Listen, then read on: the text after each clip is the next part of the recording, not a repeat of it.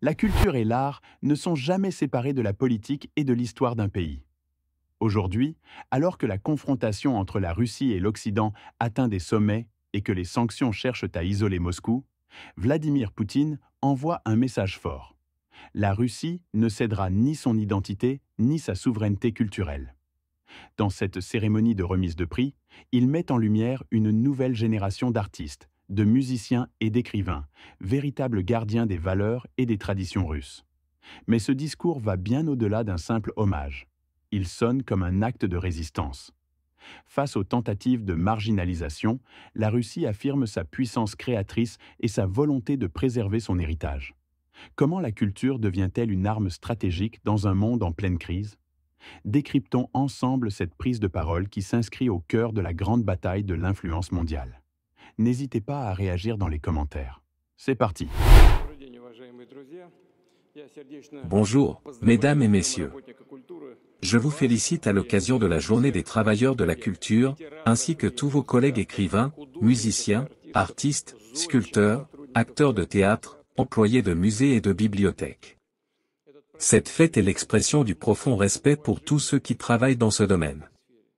Par leur talent et leur engagement, ils affirment l'importance inestimable des traditions et des valeurs qui constituent l'essence et le sens de la culture russe. Ces idéaux humanistes et moraux sont un lien indéfectible entre toutes les générations d'éducateurs et de créateurs. C'est pourquoi, au cours d'une même cérémonie, nous rendons hommage aux maîtres confirmés et aux jeunes talents de la culture, à ceux qui, depuis de nombreuses années, initient les enfants et les jeunes à l'art, et à ceux qui se distinguent dès leurs premiers pas dans la création artistique. L'une d'entre elles est la soliste du théâtre Mariinsky, Renata Shakirova. Par son talent exceptionnel et son sens artistique, elle perpétue la grande tradition de l'école de ballet de Saint-Pétersbourg. Avec éclat, Renata interprète les rôles les plus complexes du répertoire classique et moderne.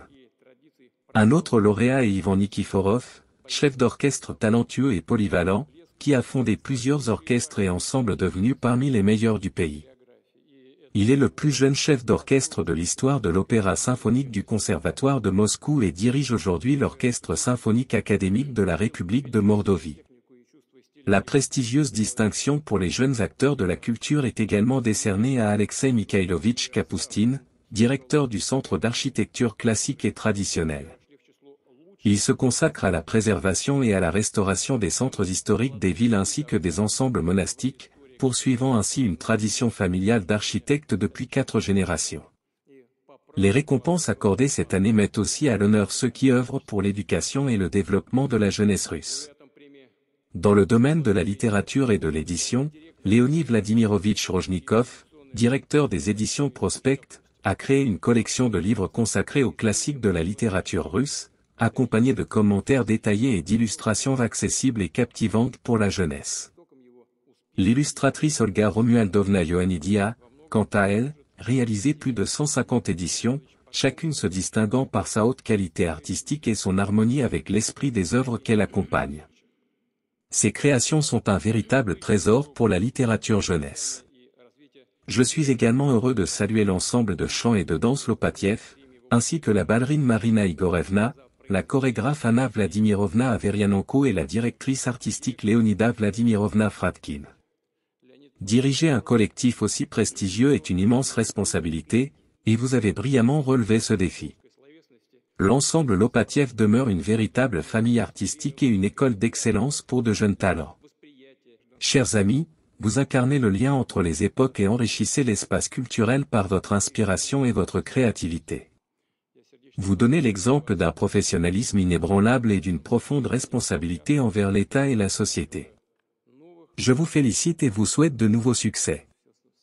Le discours de Vladimir Poutine lors de cette cérémonie de remise de prix aux jeunes talents de la culture russe ne se limite pas à une simple célébration artistique. Il s'inscrit dans un contexte géopolitique tendu, où la Russie cherche à renforcer son identité nationale face aux pressions extérieures. À travers ses paroles, Poutine envoie plusieurs messages clés qui méritent une analyse approfondie. Tout d'abord, il s'agit d'un acte de résistance culturelle face à l'Occident.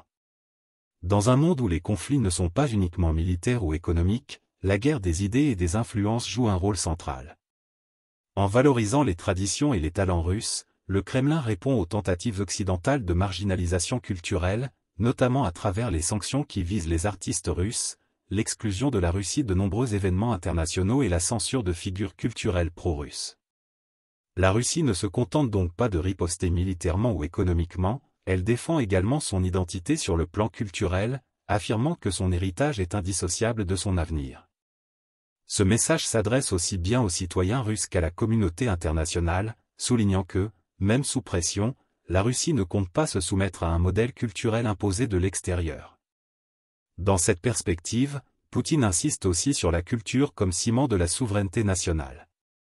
En mettant à l'honneur des jeunes artistes, écrivains et architectes, il insiste sur la nécessité de préserver une continuité culturelle forte. Contrairement aux sociétés occidentales où les traditions sont parfois remises en question sous prétexte de modernité, la Russie revendique un ancrage profond dans son passé. La culture devient ainsi un instrument de souveraineté nationale, où l'art et l'histoire servent à renforcer le sentiment d'appartenance et de fierté nationale.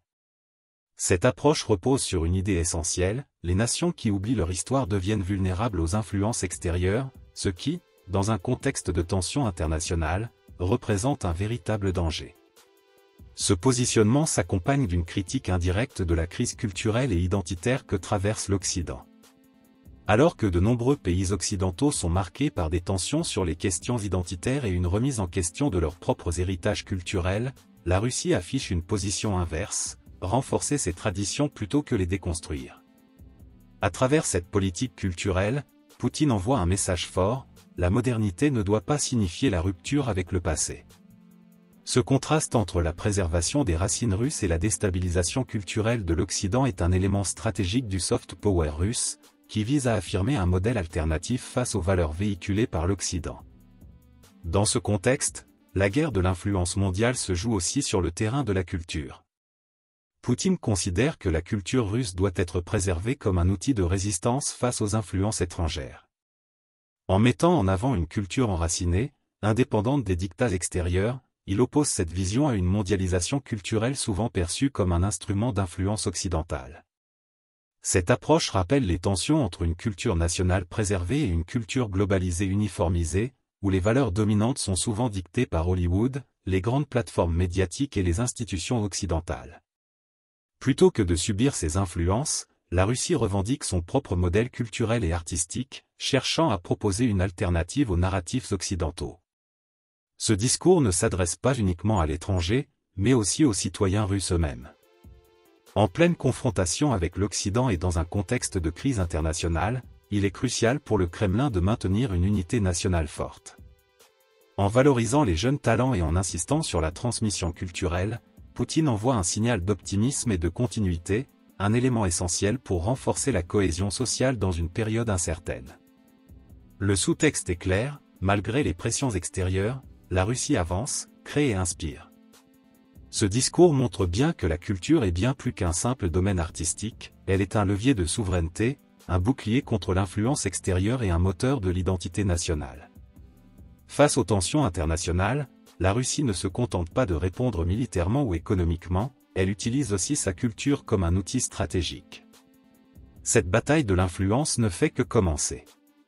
Dans un monde en mutation, les nations qui sauront préserver leur identité culturelle auront un avantage déterminant.